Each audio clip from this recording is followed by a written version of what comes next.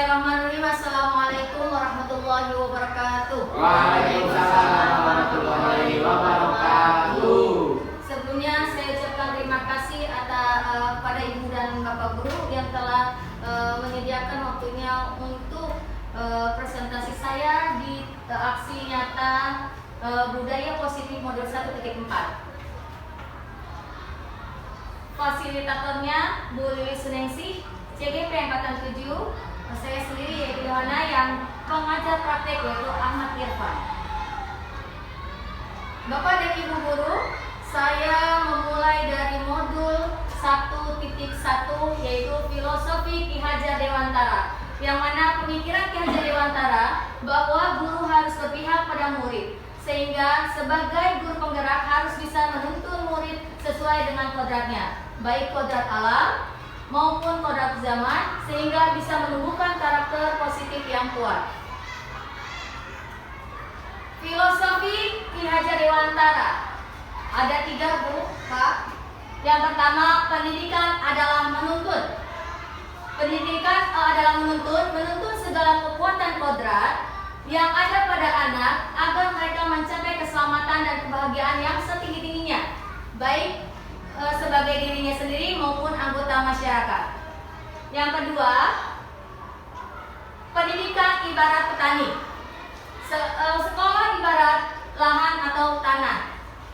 Murid ibarat benih atau petani hanya bisa menuntun tumbuhnya benih dengan memperbaiki kondisi tanah, memberi pupuk dan menyiraminya. Yang ketiga, pendidikan menghamba pada murid. Anak bukan kertas kosong yang digambar sesuai dengan keinginan orang dewasa, tetapi hanya menebakkan laku anak dengan konteks diri anak dan sosiokulturalnya.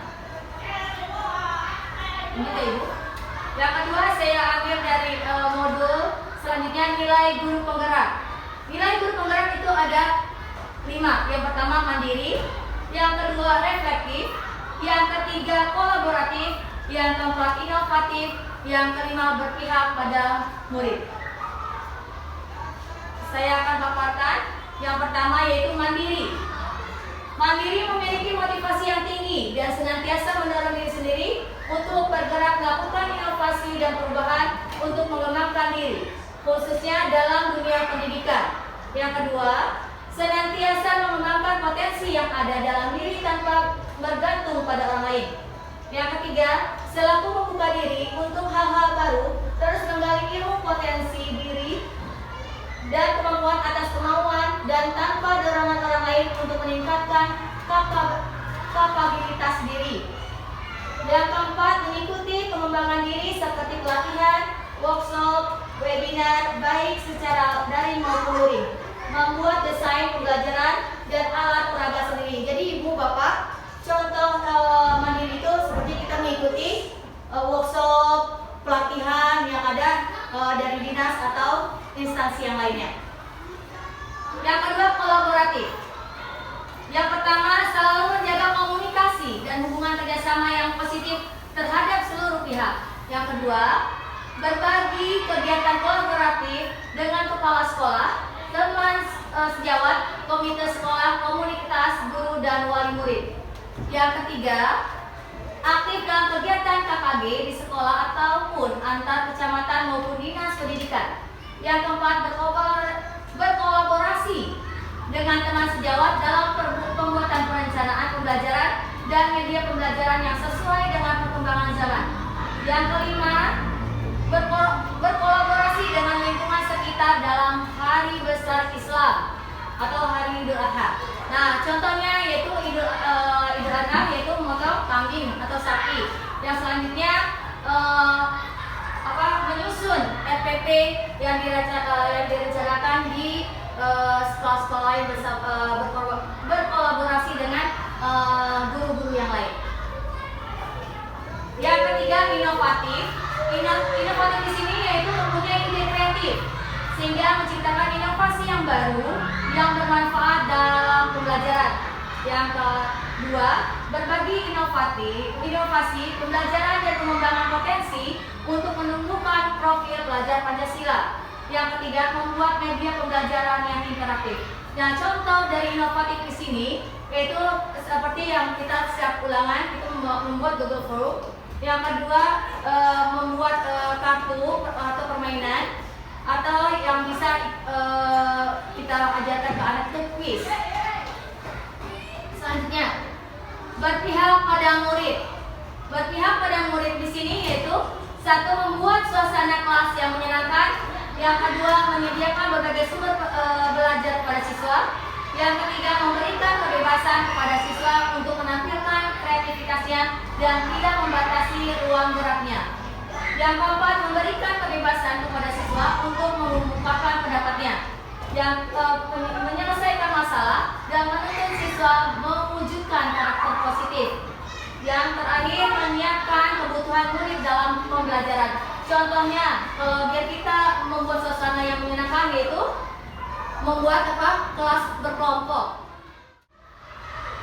Selanjutnya, dengan filosofi Ki Hajar Dewantara dan nilai dan peran guru penggerak, diharapkan terciptanya siswa yang sesuai dengan profil pelajar Pancasila.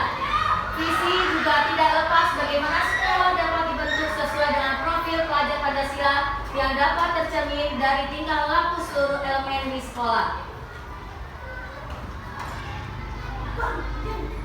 Selanjutnya saya masuk ke modul 1.4, yaitu budaya positif. Budaya positif merupakan nilai-nilai, keyakinan-keyakinan dan kebiasaan-kebiasaan di sekolah yang berpihak pada murid agar peserta didik dapat berkembang menjadi pribadi yang kritis, penuh hormat dan bertanggung jawab. Untuk membangun budaya yang positif, sekolah perlu menyediakan lingkungan yang positif, aman dan nyaman agar murid-murid mampu berpikir, bertindak dan menciptakan dengan merdeka, mandiri dan bertanggung jawab. Budaya positif di sekolah adalah nilai-nilai positif yang diterapkan di sekolah untuk menumbuhkan motivasi intrinsik pada diri siswa yang bertanggung jawab dan berbudi pekerti yang luhur sehingga terwujud profil Pancasila. Mutu dari sekolah dapat dilihat dari budaya positif yang hidup dan dikembangkan warga sekolah. Budaya positif yang ada di sekolah akan membantu pencapaian visi sekolah. Untuk mewujudkan visi sekolah, peran guru yang merupakan ujung tombak kualitas pendidikan di sekolah memegang peran penting. Pengembangan budaya positif di sekolah adalah tugas dan kewajiban seluruh warga sekolah, termasuk guru dan kepala sekolah. Guru maupun kepala sekolah tentunya memiliki inisiatif dan cara tersendiri sesuai pemahamannya dalam menerapkan budaya positif untuk mengatasi masalah yang dihadapi. Guru sebagai pengajar, pembimbing dan fasilitator yang selalu ditiru dan ditiru. Guru harus memiliki kesamaan persepsi atau kesepahaman tentang cara yang benar menerapkan budaya positif di sekolah. Kegiatan budaya positif di sekolah perlu dilestarikan dan dijaga serta direfleksikan penerapan budaya positif yang sudah diterapkan selama ini dan persamaan persepsi tentang konsep budaya positif yang benar sesuai dengan filosofi pelajar Pancasila. Selanjutnya, disiplin positif. Disiplin positif merupakan sebuah pendekatan dan pendidikan anak untuk melakukan kontrol diri dan pembentukan percaya diri tanpa kekerasan dan ancaman yang dalam prakteknya melibatkan komunikasi tentang perilaku yang efektif antara guru dengan peserta didik. Disiplin positif dapat dimulai dengan pembiasaan-pembiasaan yang nantinya akan menjadi kebiasaan para siswa dengan menjalankan semua program sekolah. Pembiasaan positif yang kontinu dengan kontrol yang baik akan menjadikan kebiasaan yang dapat membentuk karakter siswa yang menjadi dasar terwujudnya nilai-nilai profil pelajar Pancasila, yaitu beriman dan bertakwa kepada Tuhan Yang Maha Esa dan berakhlak mulia, berkebinekaan global, mandiri, gotong royong, bernalar kritis dan kreatif. Bapak dan Ibu, di sini ada 5 posisi kontrol. Ya, ada posisi kontrol. Yang pertama, posisi penghukum. Yang kedua, posisi pembuat merasa bersalah. Yang ketiga, pemantau atau monitor, yang kelima posisi manajer. Saya akan kasih video tentang posisi kontrol. Yang pertama, posisi penghukum. Perhatikan Bapak Ibu. Dari tadi gua perhatikan.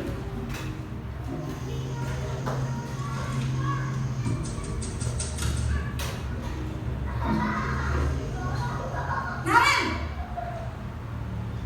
sini kamu. Selamat pagi, Bu. Selalu terlambat. Kamu deh, pasti terlambat. Maaf, Bu. Saya Apa? Apa coba? Alasan kamu apa lagi? Kapan sih kamu tidak terlambat? Malas sekali ya kamu jadi anak. saya Dasar pemalas. Gak kapok-kapok sih kamu. Sudah berapa kali terlambat? Sana, kamu keliling lapangan basket 2 kali.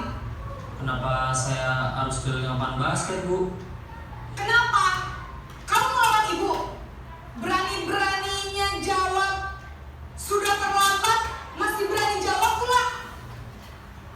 Sekarang, keliling lapangan basket 5 kali sekalian. Biar kapok. Cepat. Pergi sana ke lapangan basket.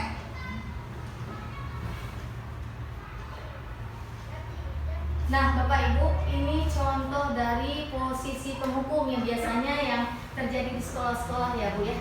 Biasanya kita menghukum bila siswa kita terlambat pasti menghukum disuruh keliling lapangan. Nah, kalau sekarang itu tidak ya, Bu. Tidak boleh menghukum murid.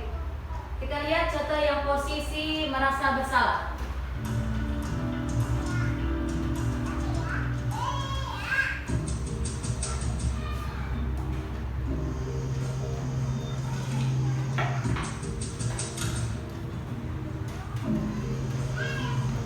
Naren,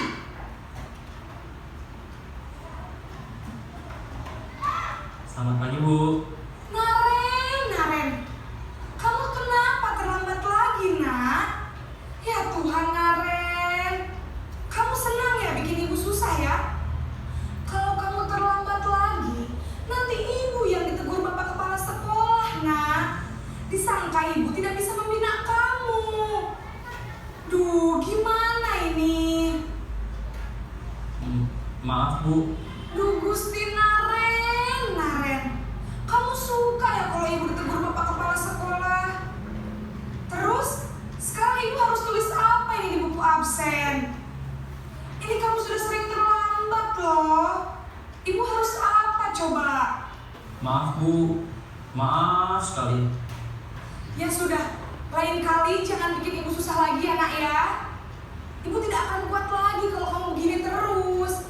Bisa jantungan kalau ibu ditegur bapak kepala sekolah. Sana cepat ke kelas. Maaf ya, Bu. Maaf sekali.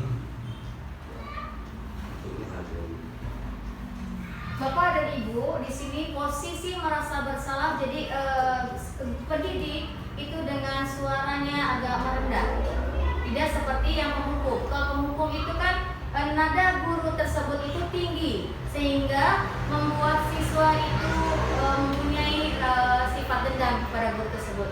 Sekarang video yang ketiga yaitu posisi teman.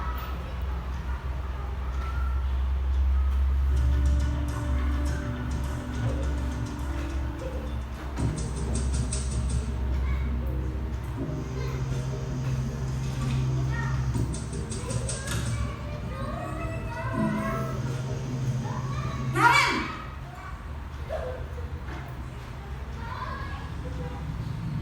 Selamat pagi, Bu. wah, sudah jam berapa ini, nak? Terlambat lagi ya, sayang. Iya, Bu.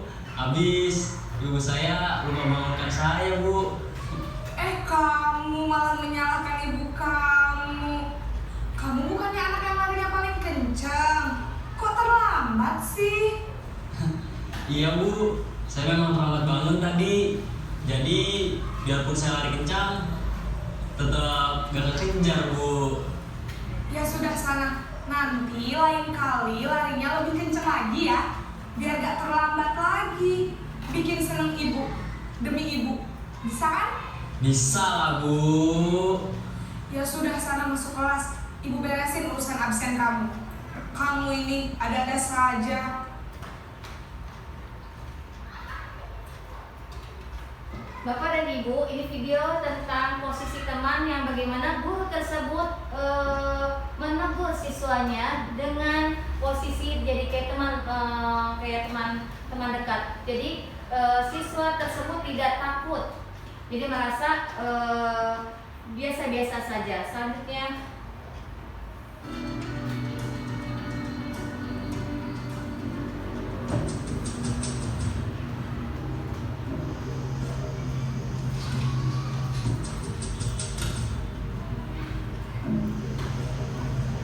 Naren!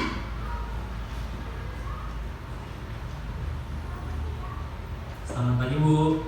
Naren, apa peraturan sekolah kita tentang jam berapa kita harus masuk sekolah, nak?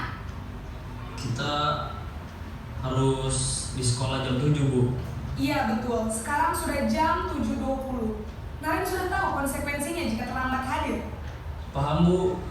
Saya harus tinggal kelas pas jam istirahat selama 20 menit. Iya benar, konsekuensinya demikian.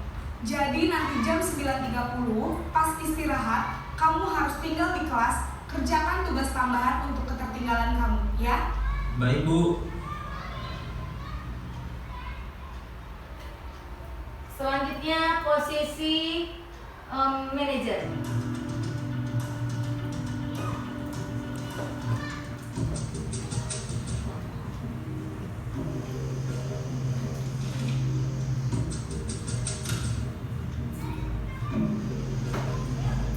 Naren!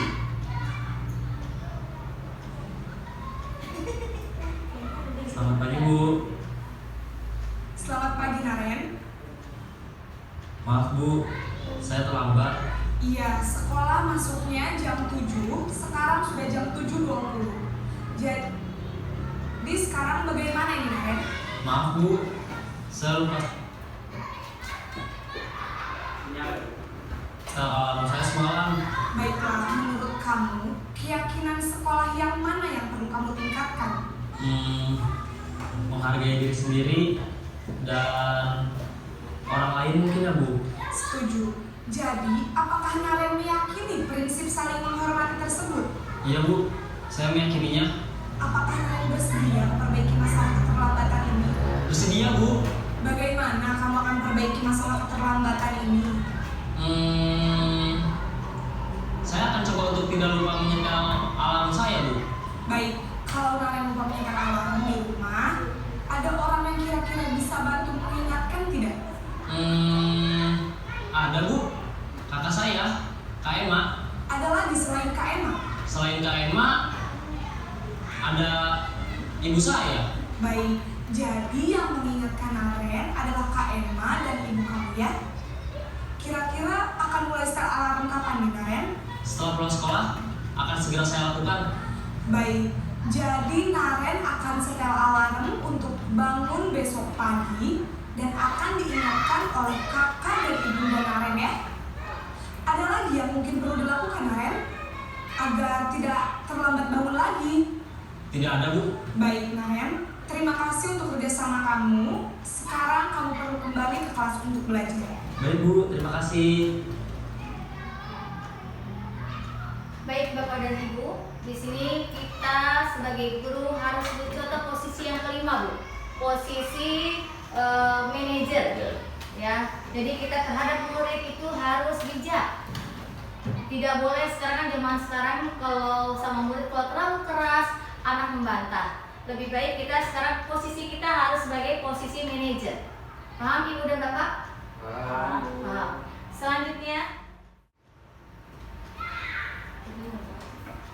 Selanjutnya yaitu 5 kebutuhan dasar manusia.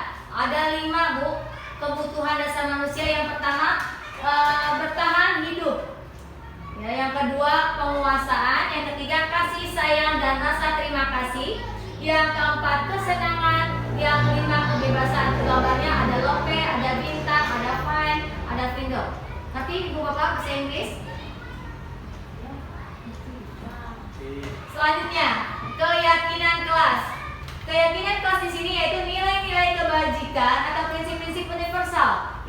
disepakati bersama. Keyakinan dapat memotivasi peserta didik karena merupakan kesepakatan yang telah dibuat dan disepakati bersama. Jadi kita di kelas, baik kelas 1 sampai kelas 6, membuat keyakinan kelas berbentuk poster atau anak-anak disuruh menulis untuk keyakinan kelas, lalu ditempel ke poster tersebut. Selanjutnya, restitusi. Restitusi di sini merupakan proses menciptakan kondisi bagi murid untuk memperbaiki kesalahan mereka sehingga mereka bisa kembali kepada kelompok mereka dengan karakter yang lebih kuat.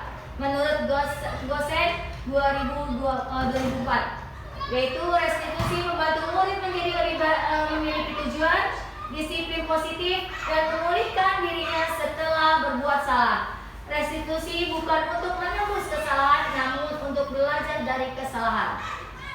Ini restitusi ya Pak, ada 3 restitusi.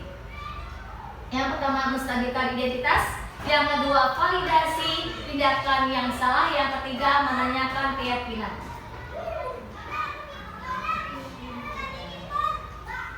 Nah, segitiga restitusi di sini yaitu proses menciptakan kondisi bagi murid untuk memperbaiki kesalahannya sehingga karakter mereka lebih kuat ketika kembali pada kelompoknya. Tujuan segitiga restitusi adalah untuk menanamkan disiplin positif pada murid sebagai bagian dari budaya positif di sekolah. Bapak dan Ibu, di sini ada ciri-ciri segitiga restitusi. Yang pertama, restitusi bukan untuk menembus kesalahan, namun untuk belajar dari kesalahan. Yang kedua, restitusi memperbaiki hubungan. Yang ketiga, restitusi adalah tawaran bukan paksaan. Yang keempat, restitusi menuntut untuk melihat ke dalam diri. Yang kelima, restitusi mencari kebutuhan dasar yang mendasari tindakan. Yang keenam, restitusi diri adalah cara yang paling baik. Yang ketujuh, restitusi fokus pada karakter bukan tindakan. Yang kedelapan, restitusi fokus pada solusi. Yang kesembilan, restitusi mengembalikan murid yang berbuat salah pada kelompoknya. Ini ciri-ciri segitiga restitusi. Selanjutnya, langkah-langkah segitiga restitusi yang tadi saya bicarakan ada 3. Yang pertama, menstabilkan identitas. Yaitu pada tahap ini peserta didik diajak untuk tenang dan kembali ke suasana hati di mana proses belajar dan menyelesaikan masalah bisa kita lakukan. Itu menstabilkan identitas. Betul ya Pak? Yang kedua, validasi tindakan yang salah. Di sini, perbuatan yang salah pada peserta didik seringkali dilakukan untuk memenuhi beberapa kebutuhan pada manusia. Disinilah pendidik harus mampu memahami maksud perbuatan peserta didik. Yang ketiga, menanyakan keyakinan. Pada tahap ini peserta didik siap untuk dihubungkan dengan nilai-nilai yang dia percaya dan menjadi orang yang dia inginkan. Ini langkah-langkah segitiga restitusi ya Bu, Pak. Selanjutnya, contoh restitusi yang saya buat pada anak kelas 6.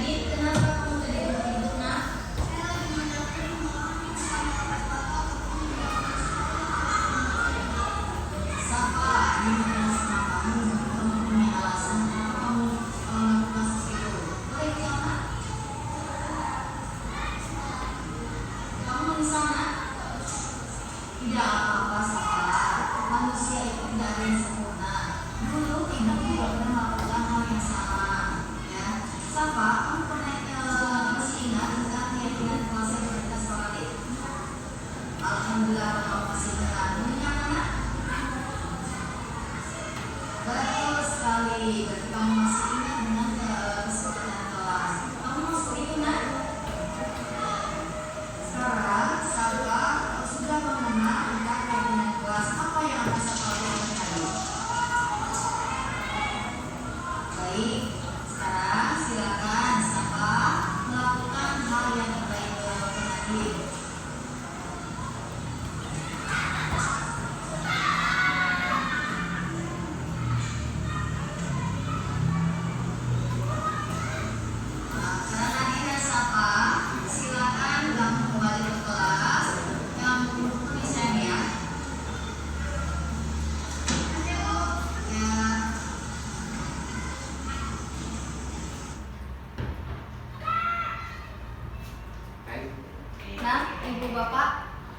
Tadi itu paparan modul 1.4 yang saya buat. Mudah-mudahan bermanfaat buat kita semua. Kurang lebihnya saya mohon maaf. Wabillahi taufiq wal hidayah. Wassalamualaikum warahmatullahi wabarakatuh. Waalaikumsalam warahmatullahi wabarakatuh.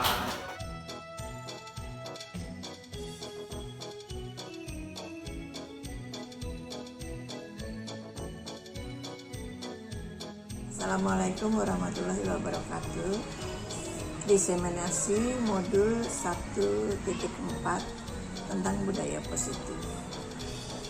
Bu Ana sudah membuat video tentang bagaimana dia menerangkan atau mentransfer ilmu yang didapat di guru calon CGP ke teman-teman guru yang lain.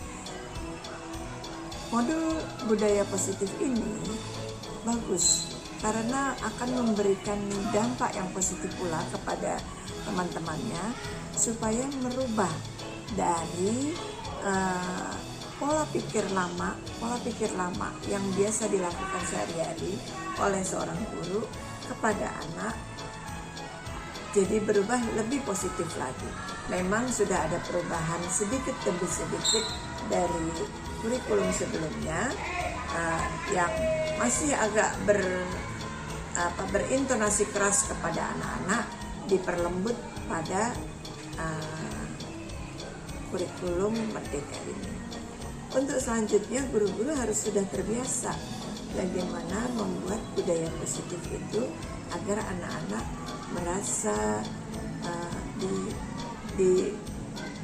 dilayani dengan baik, diberi penghormatan juga lebih baik, agar mereka lebih berkembang dalam keilmuannya, berkembang karakternya, dan menjadi karakter yang kita harapkan, menjadi mandiri, penuh gotong royong, sama seperti yang ditanamkan pada budaya positif ini. Demikian tanggapan saya untuk Bu Ana. Terima kasih. Assalamualaikum warahmatullahi wabarakatuh. Assalamualaikum warahmatullahi wabarakatuh. Pada saat diseminasi Bu Yohana tentang budaya positif itu sangat bagus sekali. Dari sini saya bisa menyimpulkan bahwa untuk mewujudkan budaya positif harus dilakukan sejak dini. Mengingat bahwa prosesnya membutuhkan waktu yang lama dan harus konsisten. Di sini guru harus bisa menempatkan diri sebagai seorang manajer, yang mana sikap guru ketika melihat siswa melakukan kesalahan tidak langsung menghukum atau menasihatinya, tapi diawali dengan sikap memahami tindakan siswa. Dan hal tersebut sejalan dengan pemikiran Ki Hajar Dewantara yang mengungkapkan bahwa disiplin kepada siswa adalah disiplin diri, sebab hanya diri sendiri yang bisa mengontrol, bukan orang lain. Terima kasih.